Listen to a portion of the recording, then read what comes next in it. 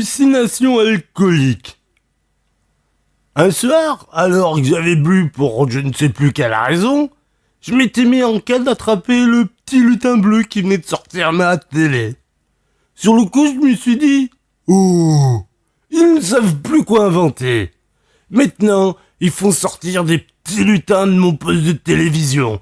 C'est impossible de regarder tranquillement mon émission préférée sur la reproduction de la flore en milieu aquatique. » Ce qui aurait été vrai, hein, si celle-ci aurait été allumée, mais ce n'était pas le cas. J'ai essayé d'attraper ce petit être bleu en versant tout sous mon passage. J'ai tout cassé, c'était un vrai carnage. Du coup, ça m'avait donné soif. Alors, j'avais repris une bière. Quand je suis revenu dans le salon en voyant tout ce foutoir, j'ai eu peur. Du coup, j'en ai repris une autre. Alors que je ne me rappelais plus pourquoi j'avais repris une autre bière, j'ai revu le petit lutin. Oh putain, ni une ni deux, je m'étais mis à le suivre, enfin ou plutôt à le resuivre. Mais cette fois, il était passé par la porte et s'en est allé dehors. J'avais donc pris mon blouson et parti à sa recherche. J'errais dans les rues ne sachant où aller. Je sentais que quelque chose n'allait pas, car tout le monde me regardait. Puis d'un coup, j'ai eu une illumination. Si tout le monde me regardait ainsi, c'est parce que sous mon blouson, je n'avais rien. J'étais nu. Enfin, juste en slibard. J'avais honte. Je ne saurais comment l'expliquer, mais le petit lutin bleu que j'avais vu plus tôt s'était multiplié. Il y en avait partout. C'était affolant. Pour arrêter cette monstrueuse invasion, je m'étais mis à poursuivre le chef. Enfin, celui que j'avais vu auparavant, quoi. Je m'étais mis à courir. Mais pas très vite, car ça tanguait de tous les côtés. J'étais pas très stable. Au bout de 200 mètres de course-poursuite infernale en caleçon sur la grande rue, je m'étais fait arrêter par les keufs. « Et toi, le nudiste, arrête-toi !» qu'ils me disent. Alors je m'étais arrêté pour leur expliquer toute l'histoire. Mais je pense qu'ils ne m'avaient pas cru, car ils avaient essayé de m'embarquer en cellule de dégrisement.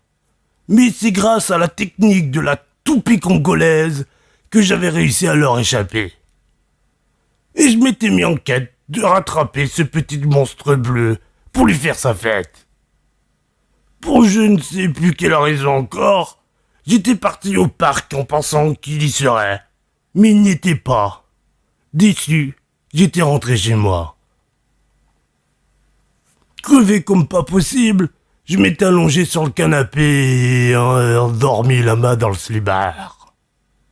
Le réveil fut dur et un mal de crâne en prime.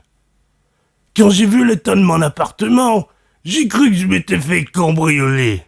Soudain, quelqu'un avait frappé la porte. Je me suis plus dépêché d'aller voir. C'était la police. Putain, ils avaient fait vite les salauds. Surtout que je les avais pas appelés. Encore bien bourré, je leur ai dit « Bonjour, monsieur les policiers.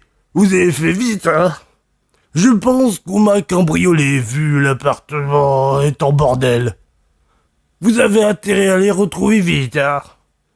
Et, au fait, comment avez-vous su pour mon appartement, vu que je ne vous ai pas appelé ? Monsieur, je ne viens pas pour votre appartement, mais pour vous. Vous êtes en état d'arrestation pour exhibitionnisme, ivresse sur la voie publique et coups et blessures sur des policiers en service. J'ai essayé de me défendre. Vous comprenez, monsieur les policiers ? C'est pas de ma faute. C'est la faute du petit lutin bleu qui est sorti de ma télé. Sans lui, tout cela ne se serait pas arrivé. Ils m'ont quand même arrêté.